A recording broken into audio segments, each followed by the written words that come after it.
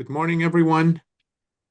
Thank you for joining us. We will be starting in a few minutes. People start getting into the webinar room. So we'll be starting in a minute or two.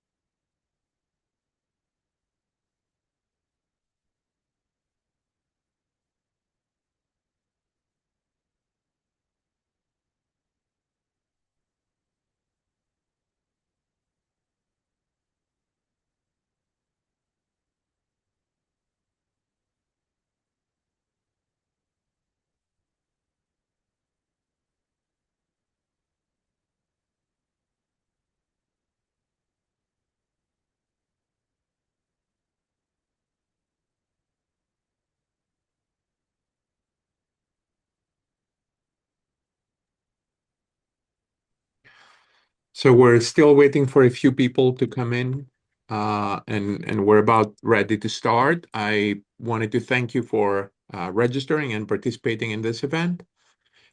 Before I introduce the distinguished speaker today, I would like to share some housekeeping information. So if you have any questions, there is a Q&A section in your screen, so you can add your questions there, and I will do my best to answer as many questions as possible given our time. Also, for the continuous education units through the American College of Sports Medicine, the Academy of Nutrition and Dietetics, and the National Athletic Training Association, towards the end of the presentation, we'll put the links where you can fill out the questionnaire, and we will send you the CEU certificate afterwards. I also would like to thank the IT and marketing and communication team of the College of Health Solution from Arizona State University for helping us to run this webinars. And also would like to thank Unilever Wellbeing Collective for their financial support of this event. So without further ado, I would like to introduce Dr. Walsh, who is a professor of sports and exercise science at Liverpool John Moores University. His research focuses on nutritional strategies to support immune health, heat acclimatization, and biomonitoring in athletes and military personnel, influencing UK military policy.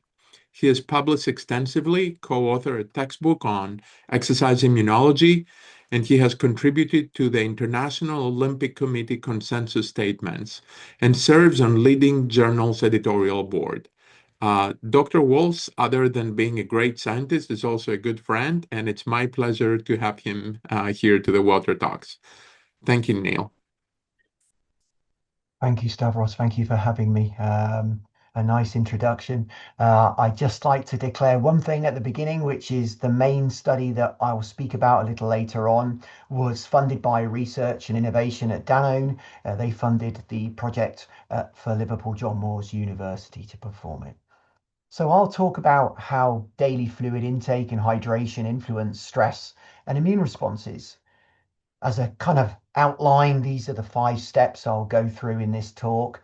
I'll present the case that habitual low fluid intake increases disease risk in epidemiology studies at the beginning. I'll then provide a pathway by which hydration might influence stress responsivity and therefore disease risk.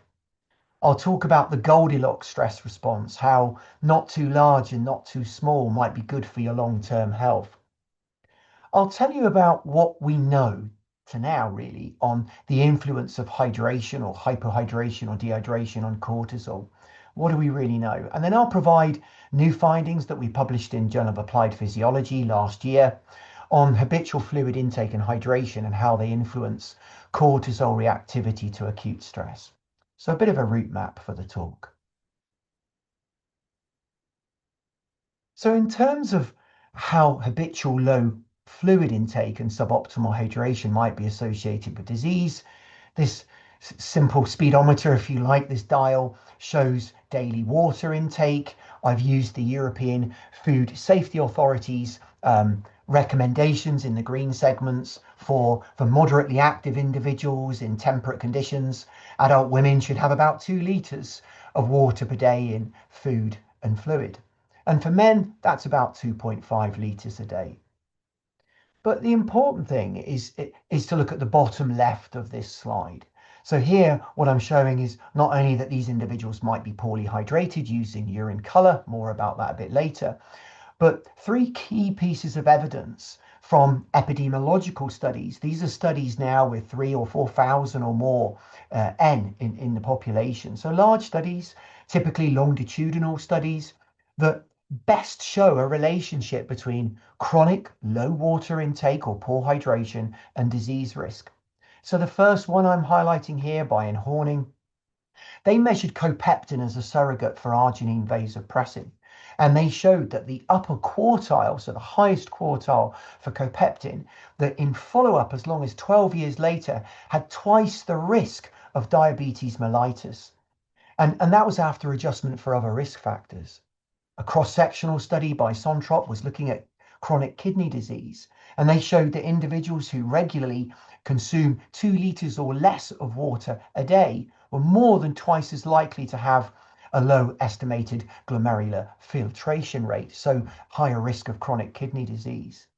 The Elegant study by Allen, a bit more recent publication, that one, showed that in individuals with high serum sodium concentration, these are middle-aged adults, they had a much higher risk of cardiovascular disease, specifically atherosclerosis, as long as 24 years later. And the mechanisms appear to be related to increased coagulation and maybe an immune mechanism, increased inflammation. So how is this the case? What is the pathway by which I'll base everything, the backbone, if you like, for the talk as we move forward? So this is the HPA axis, if you like, here, showing cortisol downstream in response to typically the circadian rhythm in the middle at the top. Our cortisol release, this key stress hormone, is under tight circadian control. But in the upper left, you see I have hydration there. We know that hydration, obviously, will, when you're poorly hydrated, you'll have increases in arginine vasopressin and its key surrogate copeptin. We know that can stimulate the anterior pituitary to increase adrenocorticotropic hormone with potentially downstream effects on cortisol. Of course, the upper right-hand side, you can see that stress, of course, that stimulates the hypothalamic pituitary adrenal axis, ultimately with increases in cortisol. Much more about that later on. But the key here is the pathways by which the body controls its hydration and its responses to daily challenges or stressors is shared. So these are shared pathways down the middle of this backbone, if you like. And then at the bottom of the slide, here's the million-dollar question, if you like. Do increases in cortisol, particularly chronic increases in cortisol, or maybe dysregulated circadian rhythm of cortisol, or maybe even exaggerated cortisol responses to daily stressors, does that relate to altered inflammation and immunity and potentially explain the increased disease risk I showed you on the last slide, where you see low fluid intake, poor hydration, increased risks of cardiovascular disease and the like? There's lots of evidence to suggest this is the case. For example, if you infuse cortisol into normotensive adults, you do see an increase in blood pressure. So there's a good reason to believe that this pathway here might explain some of the associations between low fluid intake and poor hydration and chronic disease risk. There's another pathway which I won't talk much about today. We've researched this quite a bit during my academic career, which is really exercise-induced sweat losses. Those can also reduce saliva and tear output, so you can reduce the immune system's function by reducing the output of key antimicrobial proteins in saliva and tear fluid. But for this talk, I'll focus on this main shared pathway down the middle of this slide and how the responses to changes in hydration might also interact with stress. You could look at this in one of two ways. You could look to see if changes in hydration not only increase copeptin, but increase cortisol. But then on the right side, you could look to see if stress not only increases cortisol, but also increases copeptin. That would provide evidence for this shared axis. So let's get to that. Is there evidence that acute stress actually increases plasma copeptin, this stable surrogate for arginine vasopressin? The answer to that is yes, there is. Here's one psychological stressor study in a laboratory. They measured serum copeptin and they showed dose response increases with acute psychological stress. They also showed good correlations between the increase in serum copeptin and feelings of tension, and of course, correlations with the increase in serum cortisol. Here's some really nice data that when we published our paper last year on hydration and stress responsivity, which of course I'm going to talk to you about in a minute, Lewis James at Loughborough University sent me a nice email and he shared these really interesting observations through a collaboration he had with the team at Bath University.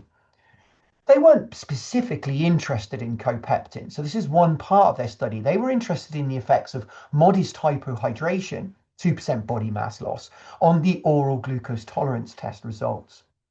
But what we have here is one later figure in their study that really shows us the blood copeptin responses clearly, and in my opinion and Lewis's opinion, the effects of anxiety on that response. So what we have here in the purple arrows on the figure, you can see I've clearly highlighted for you with the purple arrows what the effect on copeptin is of a modest level of body mass loss, about 2% body mass loss. This was evoked by heat stress in a hot tent the day before. And you can see that with hypohydration, you see about a 15 to 20 picomolar per litre increase in plasma copeptin. Lewis mentioned that they had some pre-biopsy blood samples on the left side of the figure. And now we see with the red arrows, really elegantly, what we believe is the effect of the biopsy. So this is, we know a biopsy will make you anxious or stressed. Anybody who's given a muscle biopsy will be very aware. It's an invasive procedure, like a blood sample is, but much, much more significant.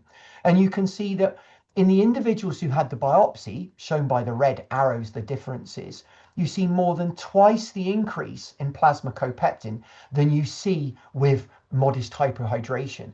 So it seems that anxiety, in this case associated with a biopsy, really does magnify the increase in plasma copeptin.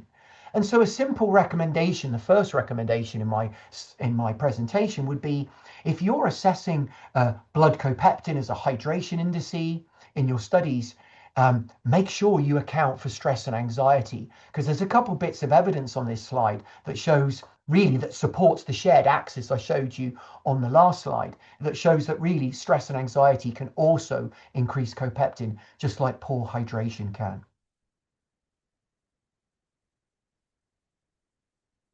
So what about stress reactivity? I mentioned the Goldilocks stress response, the authors in London Angela Close group who talk regularly about an inverted U for stress reactivity and good health. Not too large and not too small for long-term health. So what we have on the bottom axis here is your stress reactivity. You're given maybe a life challenge. It might be an interview. It might be a medical exam. You're completing an examination or a driving test. And the responsivity to that seems to relate to your long-term health. So on the left-hand side of this curve, these are people who have very low responses to acute stressors or blunted responses. There's actually really good evidence that sympathetic adrenal medullary responses, or SAM responses, as I say in the brackets, we're talking heart rate increases, blood pressure, epinephrine and the like, that those responses, if they're blunted in response to a short psychological challenge in the lab, they relate to really poor outcomes in the years that follow. Much work by the team at Birmingham, Doug Carroll, Chris Ring, Anna Whitaker and the team have shown that blunted responses to acute psychological stressors predict increased risk of illness, obesity, depression, and even cognitive decline in middle age. So it seems you want to be somewhere in the middle of this curve. We are mostly interested for this presentation in the right-hand side of this curve. So individuals who have an exaggerated or dysregulated response to acute stressors. Beautiful work, the Whitehall study too, in London by one of the most famous stress researchers in the world, Andrew Steptoe. Most of these arrows pointing upwards on the right are findings from his team in London. And what he's shown in long-term follow-up studies in many hundreds of individuals is when they do an acute stress test, I'll talk more about those stress tests in a moment, but when they do them, the responses to them, not only heart rate responses, so SAM responses, but colored red there, HPA responses like cortisol, they predict outcomes such as hypertension, coronary artery calcification, and these are for people who have exaggerated responses now. If you have a very large cortisol response, you're much more likely in the years that follow to develop these conditions related to cardiovascular disease, for example, accelerated aging, increased telomere attrition, and increased risk of death by any cause. So it's not just the heart rate, blood pressure responses and the SAM axis that relate to health outcomes, but your cortisol responses to daily life challenges can predict your outcomes. And you want to be somewhere in the middle, just like Goldilocks. What do we know right now about hydration and plasma cortisol responses to challenge? Most of what we know actually comes from the exercise literature, from exercise physiology studies, where the challenge is exercise rather than a psychological challenge. So here on the left is, these are two of the main studies that came to mind. This is a study from the group Usirium group at Natick working with the army. This is a study some years ago now, Francesconi's study, really elegant. They had individuals who were euhydrated, the bottom bar. They dehydrated some to 3% body mass loss, 5% and extreme dehydration, 7% body mass loss. Anybody who's done these sweat loss studies will know that even 3% body mass loss can be quite an achievement over a few hours, let alone 5 or 7%. But when you dehydrate people through sweat losses, you then exercise them, you see, unsurprisingly, given the axis I spoke about, you see greater levels of blood stress hormone, cortisol. Much more rigorously controlled study on the right by the University of Connecticut team, led by Carl Moresh, Larry Armstrong, and I think Stavros is an author on this study as well. They controlled the exercise intensity really well. They had individuals exercise at 70% VO2 max and another time at 85% VO2 max. On one occasion, the gray bar, they were hyperhydrated, significantly hyperhydrated, to the tune of 5% body mass loss. And you see once again that you have greater blood cortisol levels at various points before and during and after the exercise in individuals who are hypohydrated. But it's very difficult here to disentangle the effects of the hypohydration on the stress axis versus the fact they're also exercising and they're also exposed to heat in many of these studies.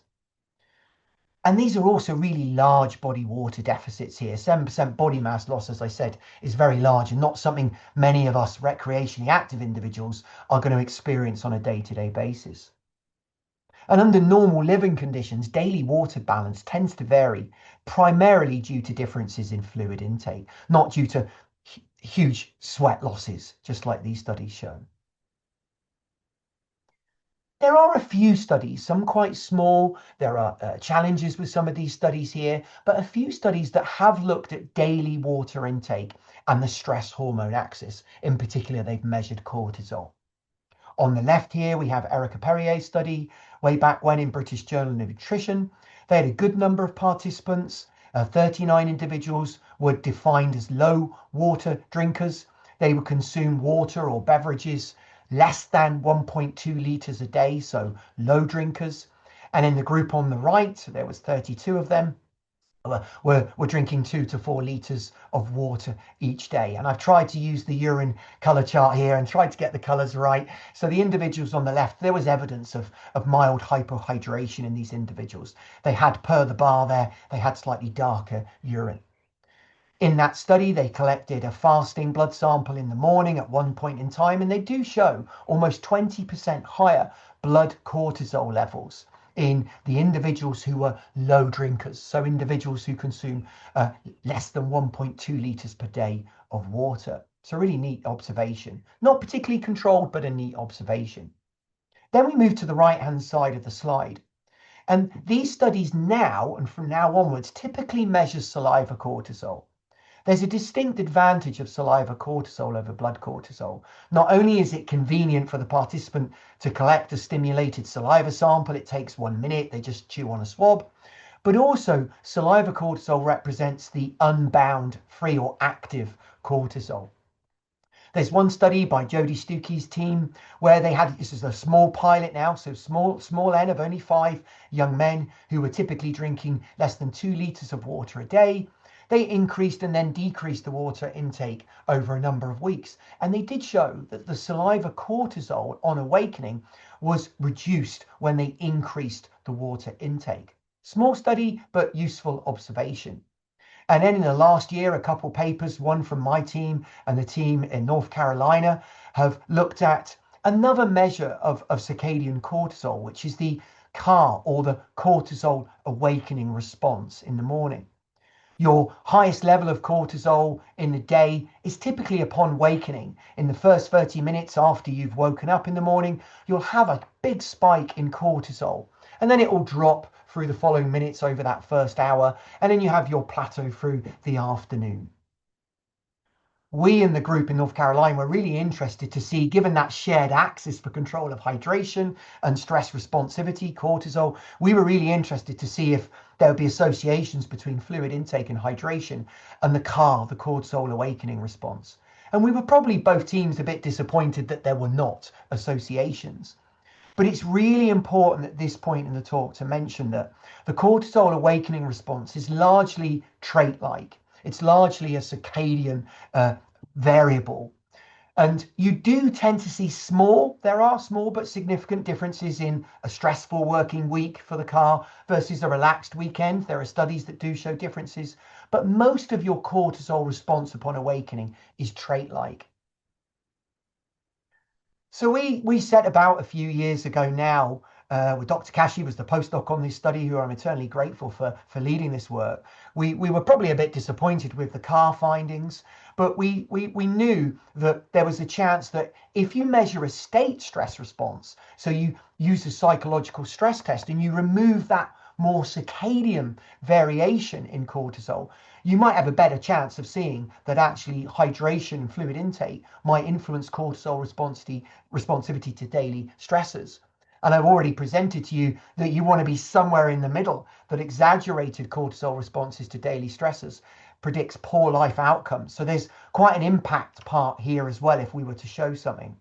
So we tested the hypothesis that individuals who had habitual low fluid intake and suboptimal hydration exhibited greater cortisol reactivity to acute psychological stress. So they were on the right-hand side of that inverted U, essentially. So this is what we set about doing. We used European fluid intake data from the Ferrero-Pago study. They monitored fluid intake across a number of countries in Europe, and we used the lowest quartile to represent low daily fluid intake from that study, which was defined as less than 1.6 litres a day in males and less than 1.5 litres a day in females. And then we got the upper quartile for fluid intake as our high group. So these were males greater than or equal to 2.9 litres per day, and for females greater than or equal to 2.5 litres a day, using the lowest quartile and highest quartile in that previously published study. So we recruited 1 in 2, if you like. Half of the population were removed and half of the population were included. A strength and a weakness, of course. So if we look at the consort style flow chart now, we assessed 100 individuals, eligibility, and we then used the BEV-Q as a way of quickly, in a matter of minutes, pre-screening the individuals to see whether they would be a low fluid intake person or a high fluid intake person. And then we progressed to quite a laborious, following that, a 7-day screening phase. 62 individuals moved to that phase. And we used, in purple there, we used the liquid 7 daily fluid intake record. And on a weekday and on a weekend, we also collected all urine over a 4-hour period between 4 p.m. in the afternoon and 8 p.m. in the evening, measured the urine osmolality. And we know that that 4-hour window reflects well a 24-hour urine osmolality collection. And we showed, just to be sure that low were really low, we used a cutoff of 500 milliosmol per kilogram urine osmolality. Individuals who were low fluid intake were higher, and high intake individuals had a urine osmolality was below that cutoff. We allocated 16 individuals. They were low fluid intake, 19 were high. We lost 3 individuals in the high group. But you'll see from now on in the outcome data, there are 16 individuals, 5 of which were female, who were low, 16 individuals, 5 of which were females who were high. The females were combined oral contraceptive users. These individuals were healthy, they were non-smokers, they weren't taking any medications besides the females taking the oral contraceptive. There were no psychiatric disorders, sleep disorders, and these were recreationally active individuals. They were doing up to 5 hours of exercise a week, but certainly they weren't athletes. And it's also worth noting that they weren't excessively high caffeine intakers and high alcohol consumers, because studies have shown that those things can affect stress reactivity. Some baseline descriptors before I get into the main findings of this study. So we had 32 individuals here. 16 were low and 16 were high for daily fluid intake. Key things to reiterate were we had 5 females in each group as balance, but our intention was not to compare sex effects here. That might be a future study to do that, but we did include females. They were combined oral contraceptive users. It's very important, if you're going to use a psychological stress test in the lab, to show the reader that these individuals in these 2 groups, because it's group comparisons, by the way, that they are comparable for key factors that we know to affect stress responsivity. And those key factors are things like trait anxiety, sleep quality. We assessed that using the Pittsburgh questionnaire, and recent or ongoing perceived stress, which we assessed using the perceived stress scale. And you can see that there were no difference between the low and high daily fluid intake groups for trait anxiety and the proportion who had high trait anxiety, for recent sleep quality and the proportion of poor sleepers, and for recent poor coping, if you like, using the perceived stress scale. After we'd done all that screening and we were sure that low were low habitually and high were high for daily fluid intake, they then went into this experimental period, if you like. And we did this in pairs. So we had 1 low and 1 high individual go through this 8-day period at a time. We did that because there might be environmental factors. You know, it could have warmed up in the UK. It doesn't do that very often. The sun doesn't come out very often. But if it had suddenly become hot and we were testing 1 person at a time, that might affect their fluid losses, their hydration, and their fluid intake. So we were sure to put these people through the main part of the study in pairs. We monitored them. This was done at home for the individuals using the liquid 7 daily fluid intake record. We used Hydrate Spark smart bottles to just check they were consuming what they normally consume in terms of water fluids. And then on day 5 and day 6, they did that 4-hour urine collection between 4 p.m. and 8 p.m. for urine osmolality measurement. We know that reflects well a 24-hour collection from other studies. And then on day 7, they visited the lab for a morning blood sample so we could measure plasma osmolality and copeptin. They gave us a urine spot sample for urine osmolality and colour, filled in some questionnaires, and then on day 8, they came back again for blood samples and urine at the same times within a 30-minute window of the day before, so pretty well matched. Did some questionnaires, and then they performed the TRIA social stress test, or the TSST, as you can see there. So you're saying, well, what is the TRIA social stress test? So I've created this graphic to try and walk you through the TRIA social stress test. A standard lab test. The first to use it was Kirschbaum at, unsurprisingly, the University of Trier. It's been used now for over 30 years. It's mentioned in 2,500 papers. So it's a very widely used standard laboratory stressor. So the person arrives, phase one on the left. They arrive at the laboratory. They normally sit in a lounge area. We're lucky enough to have a nice research suite where we've got a lounge area where the individual can sit and relax for this acclimatization period, 30 minutes long. You can then collect your saliva samples, put a heart rate monitor on them, and report state anxiety using the Spielberger questionnaire. The individual then is surprised to find out they think they're just coming for a challenging cognitive test. But it's at this point that they're told that they are about to do a job interview and they must sell themselves for a specific job, their best job interview they have to give essentially.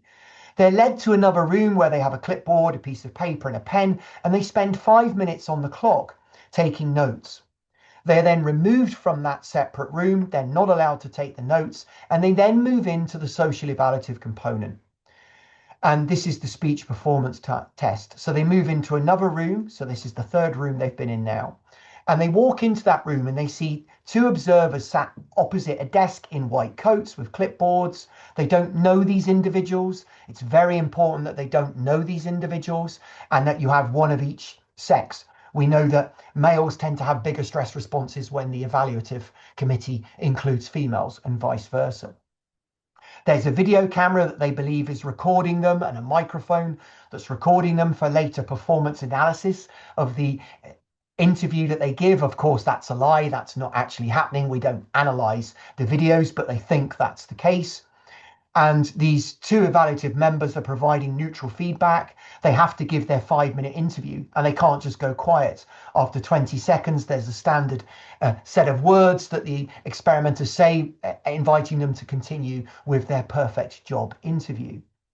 This lasts 5 minutes and is an extremely important part of the psychosocial stress test. It's the evaluative component that really switches on the HPA axis.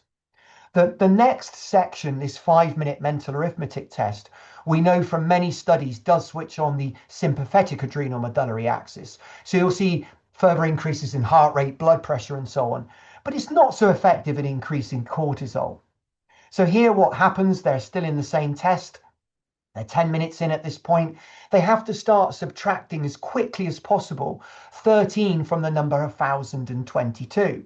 And if they make an error, they have to go back to the start. So you can imagine how stressful and anxiety inducing this procedure is. You'll see the heart rate responses in just a moment. Then they go into, finally, after this 15-minute, a recovery period where we take further saliva samples for the measurement of free cortisol, the unbound cortisol. This is really effective in so many studies now. This psychosocial stress test is used. It, of course, as I've highlighted earlier, switches on the HPA axis, gives you the cortisol increase. You get blood pressure changes and heart rate and so on, as you already know. But the key characteristics of this test that I've alluded to that make it so effective is the social evaluative threat. The fact there's novelty and the individual wasn't expecting to walk into a room in front of these experimenters who they don't know, staring at them, apparently recording them while they give their perfect interview. There's an uncontrollability aspect to this and a standardization that really works. And you get reliable HPA axis activation at least the first time you do it. The next time you do this test, you see habituation, which limits its application in repeated measures designs, which is why most studies using the psychosocial stress test are comparative cross-sectional studies. Here's some of the basics in one of the early tables of our paper, just to tell you something about their fluid intake and hydration before we get into the cortisol responsivity. We already know that they're different for their fluid intake. You can see that at the top of the table. The urine osmolality over day 5 and 6 was significantly higher, as you will not be surprised, in the low fluid intake group. And the spot samples for urine on day 7 and 8 were about 400 milliosmoles higher in the low daily fluid intake group versus the high. And you see that also reflected in the urine colour. I know that Stavros mentioned in the flyer for this talk that thirst wasn't different, which must clearly interest Stavros. Maybe more questions in a moment on that.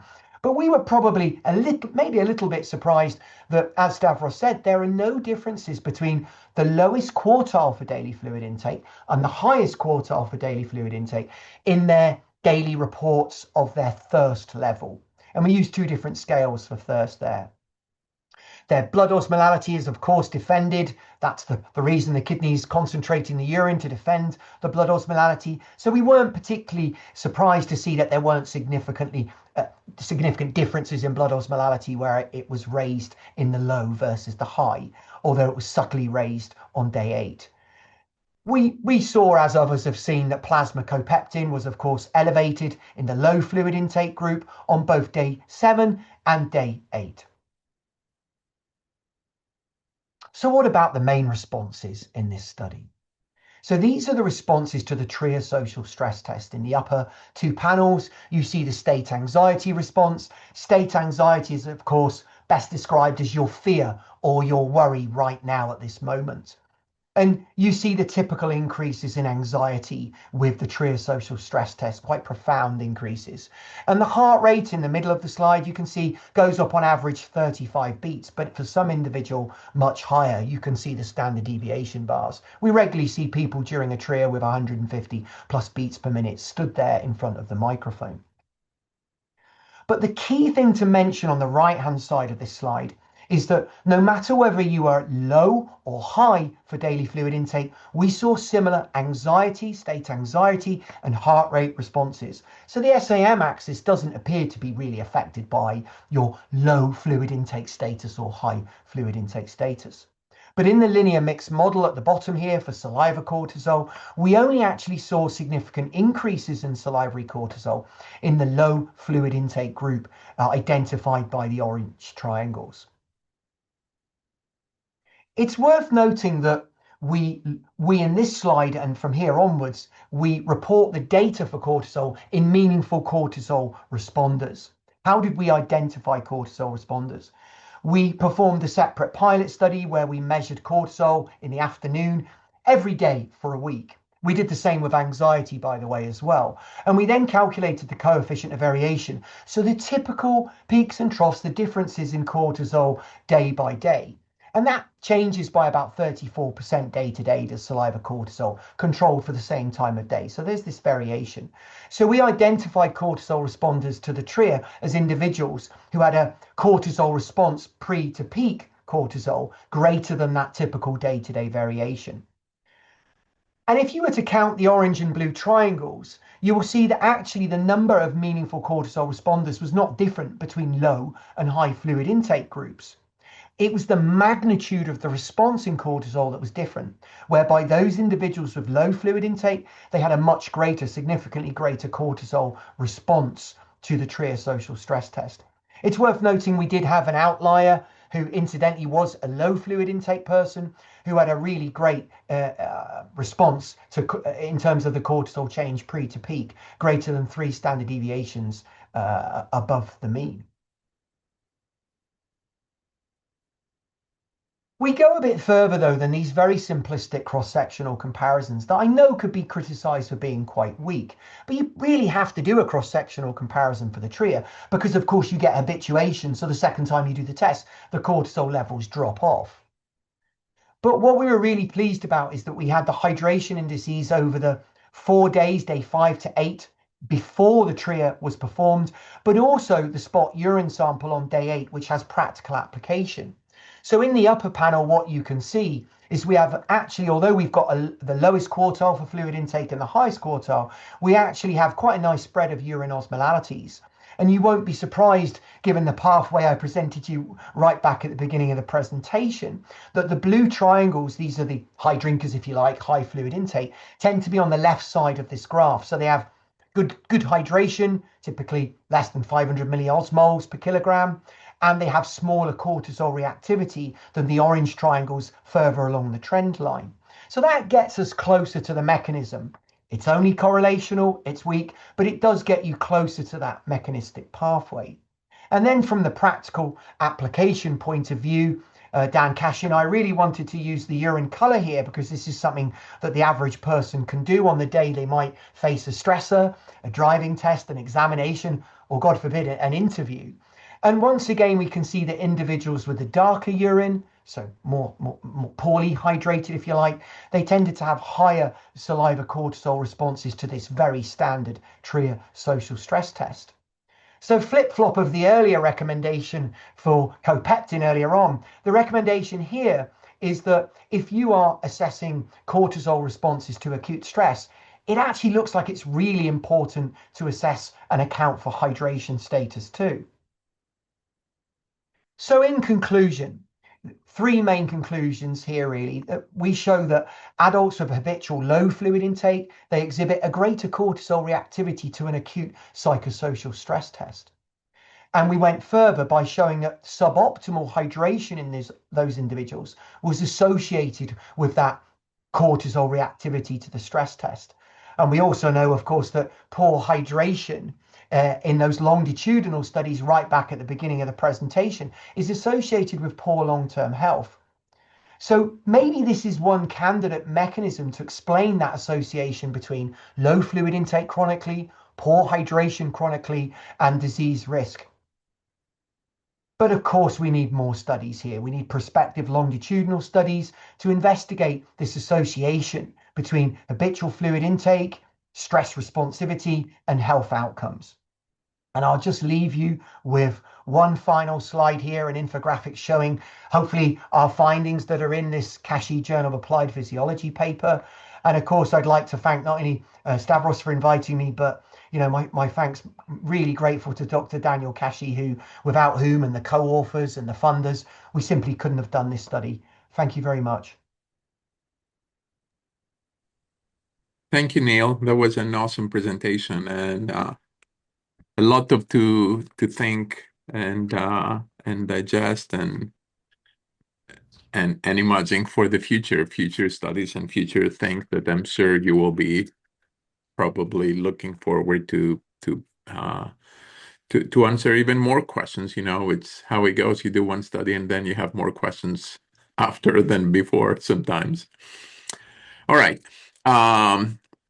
So we will share right after in a little bit, we'll share the links for the assessment and the continuous education units.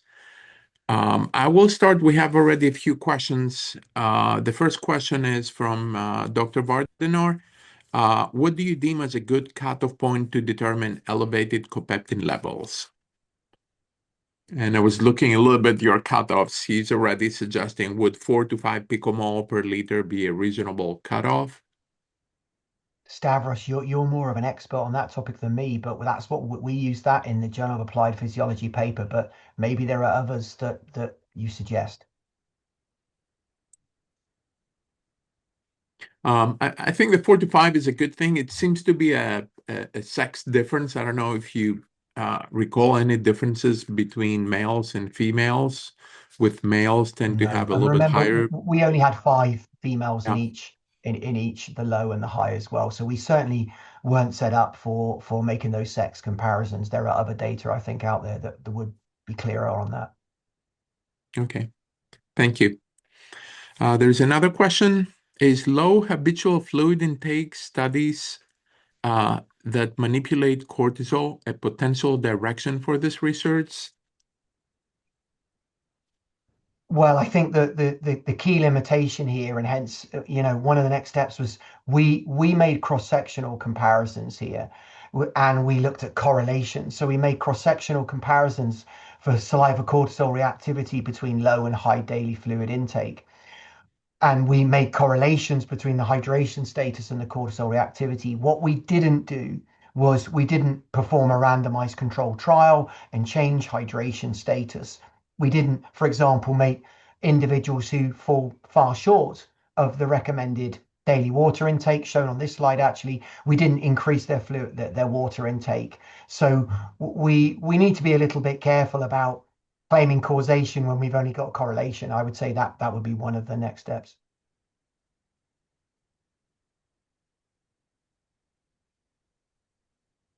We have another question from Professor Armstrong. With regards to cortisol stress reactivity, would you speculate on differences on endurance trained versus sedentary individuals?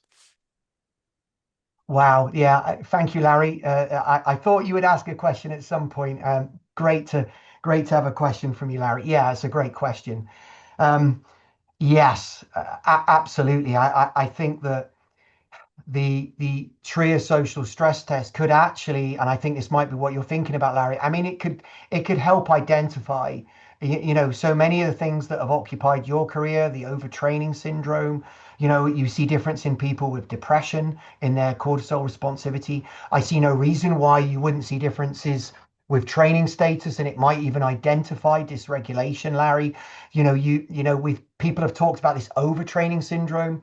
They've talked now about RED-S, and maybe psychological stress testing is much more sensitive, than even the idea of exercise testing somebody and measuring their cortisol or their testosterone to cortisol ratio, or one of a million different measures that we and others, certainly you, have looked at over a much longer career. So I think yes is the answer. I think we also have to bring into this allostasis, the wear and tear on the body day to day, and that maybe cortisol responsivity to acute stress might be able to identify people who are, suffering heavy fatigue, maladaptation, and the like. Yeah, yeah,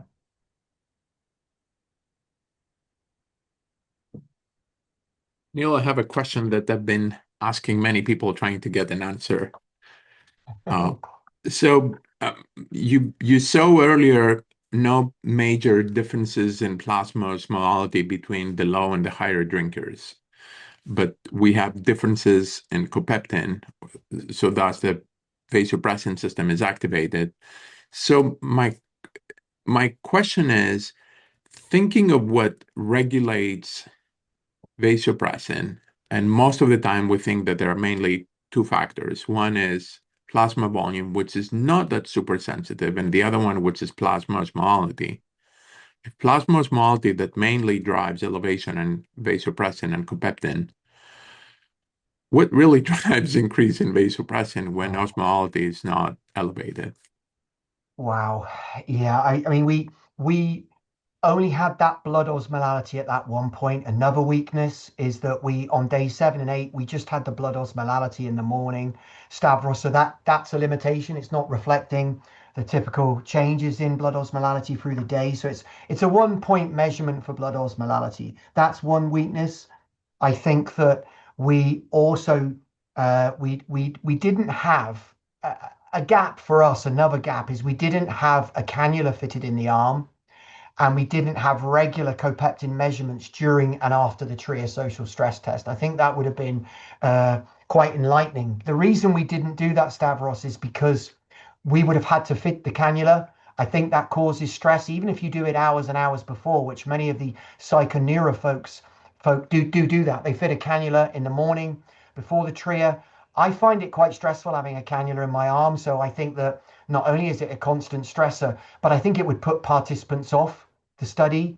Um, but we would have liked to have had regular during and after the TRIA. That would have really helped for sure. Yeah. Okay, thank you. No, it's kind of like it's difficult to answer all the questions with one study, fully understand, and sticking people with needles and making them not to get stress is it's a difficult task. Yeah, we have this same challenge quite often. Yeah. We have a few more questions. Um, when you mention low fluid intake and poor hydration, do electrolytes or salt intake play a role in that definition? At the beginning, you mentioned urine color as an indication. And would there be differences if someone is consuming sport drinks, plain water, soups, etc.? We used the BevQ initially, and then the Liquid 7 and the Smart bottles to assess daily fluid intake. We have obviously included not just water, but tea, coffee, other beverage as well in that total daily fluid intake. I think that yes, of course, the electrolyte composition can have an impact on the hydration level, and on the, we showed many years ago on the beverage hydration index how much of that total fluid that you hold on to. Of course, that's the case, yes. But the key thing here is we separated people based upon the lowest quartile of daily fluid intake, all types of water and beverages, and the highest. And we showed differential cortisol reactivity.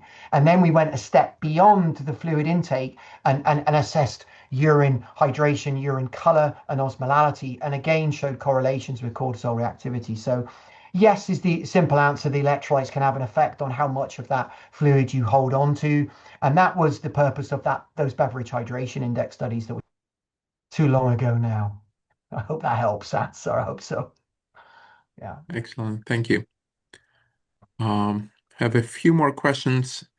Uh, we have somebody from Jamaica, and it says it's a tropical country, which is hot, and he's asking specifically for drivers that they work long hours in hot roads. Vast majority of them are men, and there is a reliance on caffeinated beverage and energy drinks.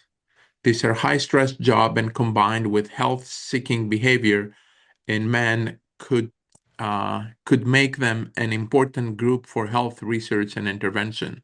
So I guess it's more of a statement rather than a question per se. Yes, a statement. I think I agree, Stavros. I mean, I think there's a one point I would say is there's a classical misconception though that any caffeinated beverage dehydrates an individual. That's a misconception. We and others, Asker Juckendrup's group, Mike Gleason's group, our beverage hydration index paper, we showed that at modest intakes of caffeine, you still hold on to that water pretty well in the drink. So yeah, I think it was more of a statement though. That one, Stavros. Mm. Uh, there is one more question for the study that you presented, um, particularly for the females that participated in the study. Did you take into consideration menstrual cycle? They were combined oral contraceptive users. Okay. Yeah, All right. there were no normal menstruating individuals. No. And there is one more question again for females in case there was any significant comparison between groups, which no, I know was with very small, there was probably not We enough had power. five, yeah, we had five combined oral contraceptive users in each group to balance. So they were balanced across the low and high, but we certainly don't have the statistical power to make comparisons for sure. Yeah, it's a good follow-up study then. Thank you. We have one more question from uh, Dr. Rodriguez, Nadia Rodriguez from UK. Very nice study. Thanks for the presentation. The study investigated young adults. Any speculation if you do the same study in older adults, what kind of responses you would expect to see? Yeah, and that's a really good one that needs doing. I think one of the main concerns we certainly received with the paper had a really nice impact on the media, and quite a lot of the comments we got were related to elderly individuals who will, of course, avoid high levels of fluid intake in the evening to, avoid nocturia. Essentially, you don't want to be going to the toilet regularly during the night. So I think that the timing of fluid intake is going to be very, very important in the elderly. But I wouldn't want to guess what we would see in terms of cortisol reactivity in well hydrated and poorly hydrated elderly individuals. That would be a great study to do. Yeah. Awesome. We have a couple questions actually.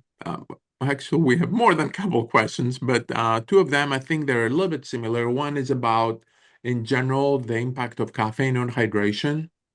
And the second one is whether we need electrolytes in the drinks to have optimal hydration. I know you've done work in both of those if you wanted to make a comment in this topic.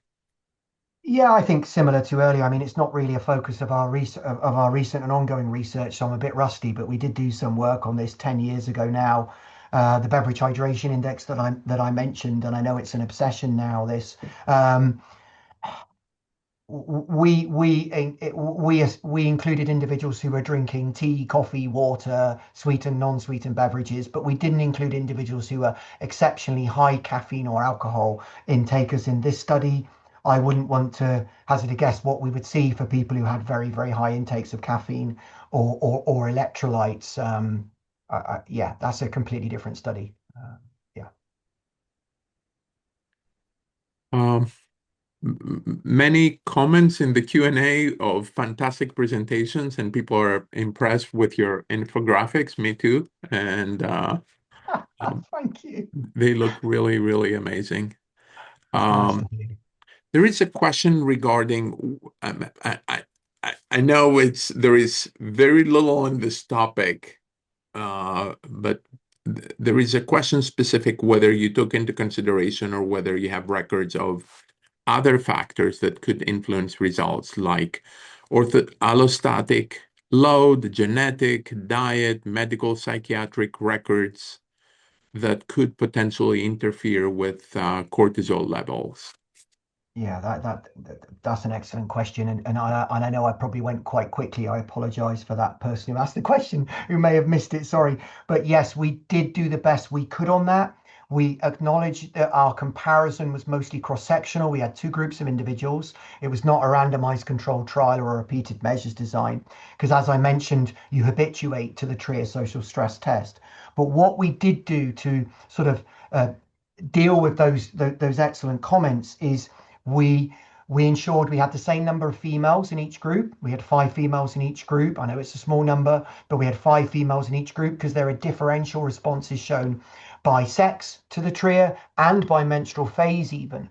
And we made sure those females were all active oral contraceptive in the active oral contraceptive phase.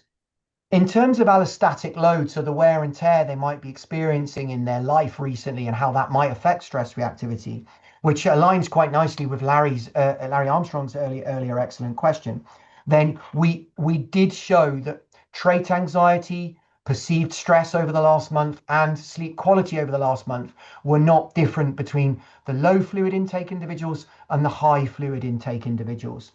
Um, but we acknowledge that the best design, if you could do it, would be a repeated measures controlled, an RCT with repeated measures if possible. But the TRIA doesn't really facilitate that with habituation.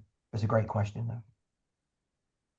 Yeah, those are very difficult experiments to do. We tried a long time ago when I was in Greece to do studies on fat metabolism by using this type of test with backwards subtracting 13 numbers, and we had they're they're very tricky. I'm not sure how much you stress people or you make them angry at some point. And if you have somebody who can cut you off right on the spot and give you negative criticism that you are wrong, and then they ask you to start over again and again, and they're pushing you to do fast. It's pretty stressful. So I can see the methodological limitation being able to do it, time after time with a potential crossover design would be really, really tricky. Yeah. You know? It's the social evaluative component though, rather than the mathematical component. It's the social evaluative component in front of the two evaluators that is known to increase the HPA axis activation. If you have a look, anybody interested will see we recently published a paper comparing the Mannheim multi-stress test or the MMST with the TRIA social stress test.